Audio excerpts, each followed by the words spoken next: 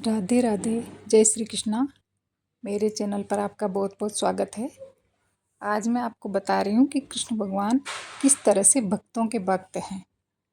भगवान कृष्ण के चंद उद्गारों में से एक ऐसा भी है जब उन्होंने इस बात पर शोक प्रकट करते हुए कहा कि कैसे उनके प्रिय भक्त कई बार ऐसे संकल्प ले लेंगे जिनका फलित होना असंभव होगा, किंतु फिर भी उन्हें उनको पूरा करवाने के लिए आकाश पाताल एक करना पड़ेगा, क्योंकि वे तो भक्तों के भक्त हैं। ऐसा एक संयोग तब बना जब युद्ध में अर्जुन पुत्र अभिमन्यु का वध कर दिया गया। चक्रव्यूह के रूप में एक सामरिक चाल चलकर कौरवों के खेमे के सभी मुख्य योद्धाओं ने मिल अभिमन्यु का वध कर दिया था। इस कूट चाल की योजना 100 कौरवों की इकलौती बहन दुशाला के पति जयद्रथ द्वारा सुझाई गई थी। अभिमन्यु की मृत्यु के उपरांत अर्जुन ने अगले दिन का सूर्यास्त होने से पहले जयद्रथ का वध करने और ऐसा न कर पाने की स्थिति में स्वयं का आत्मदाह करने की शपथ ले ली।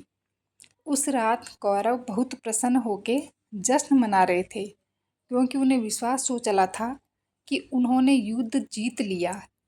वे सब मिलकर अगले दिन जयद्रथ को अपनी सेना के बीच में छिपाने की योजना बनाने लगे, ताकि अर्जुन उन तक पहुंच ही न सके, और यह भी कि यदि किसी प्रकार अर्जुन जयद्रथ को मारने में सफल हो भी जाते हैं तो उनके पास एक और सर्वश्रेष्ठ युक्ति थी।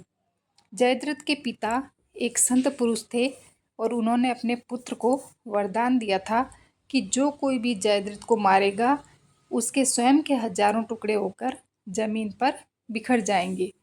इसलिए कौरव आश्वस्त थे कि इधर अथवा उधर दोनों दशाओं में अर्जुन की मृत्यु निश्चित थी। इस प्रकार अगले दिन भी महाभारत का घमासान जारी रहा, जिसमें अर्जुन अपने तथा जयद्रथ के बीच में दीवार की तरह खड़े किए गए सैनिकों को मारकर जयद्रथ तक पहुंचने के लिए भरसक प्रयत्न कर रहे थे। उस दिन उन्होंने हजारों सैनिकों को मौत के घाट उतार दिया, किंतु फिर भी जयद्रथ तक नहीं पहुंच पाए।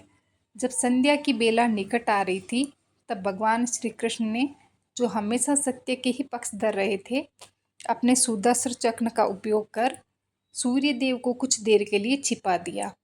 उधर सूर्य को डूबते हुए देखकर कौरवों ने यह सोचा कि अब युद्ध विराम का समय हो गया है, क्योंकि सूर्यास्त हो चुका है। उत्सव मनाना आरंभ कर दिया। उस समय जयद्रथ भी अपने ठिकाने से बाहर निकल आया और प्रसन्नचित होकर अर्जुन के सामने खड़ा हो गया। उस समय भगवान कृष्ण ने अपना सुदर्शन चक्र वापस ले लिया, जिससे सूर्यदेव फिर से प्रकट हो गए। यह जानकर कि अभी सूर्यास्त नहीं हुआ था और उस दिन का युद्ध विराम नहीं हुआ था, जयद्रथ भयभीत होकर अपने शिविर की ओर वापस भागने लगा। अर्जुन उसी समय अपना धनुष बाण निकालकर जयद्रथ को मारने ही वाला था कि भगवान श्री कृष्ण ने उनका हाथ पकड़ लिया। उन्होंने अर्जुन को निर्देश दिया कि जयद्रथ का शीश इस प्रकार उड़ाओ कि वह कट कर उनके ही पिता की गोदी में जाकर गिरे। अर्जुन ने निशाना लगाकर अपना तीर छोड़ दिया। उस तीर के वार से जयद्रथ का सिर धड़ से अलग हो गया। उस वार की शक्ति इतनी तीव्र थी कि उसका शीश उड़कर युद्ध भूमि से मीलों दूर जाकर ठीक उसके ही पिता वृत्रछत्र की गोद में गिरा।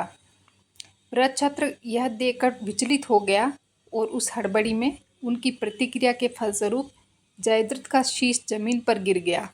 चूंकि जयद्रथ का शीश उसके पिता वृत्रछत्र ने ही भूमि पर गिराया था, उनके वरदान के अनुसार उन्हीं के शरीर के 1000 टुकड़े होकर बिखर गए।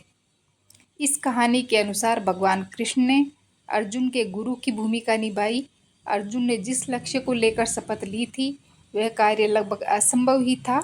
इसमें समय सीमा तथा ज्ञान की बाधाओं के साथ साथ अर्जुन के शत्रु की रक्षा करने वाली एक शक्ति भी थी, किंतु भगवान कृष्ण ने एक गुरु के रूप में अर्जुन को उत्तम सलाह दी, जिसके परिणाम स्वरूप उन्होंने न केवल अर्जुन को निश्चित मृत्यु से बचाया, अपितु उनके द्वारा ली गई शपथ को भी पूर्ण करवाया।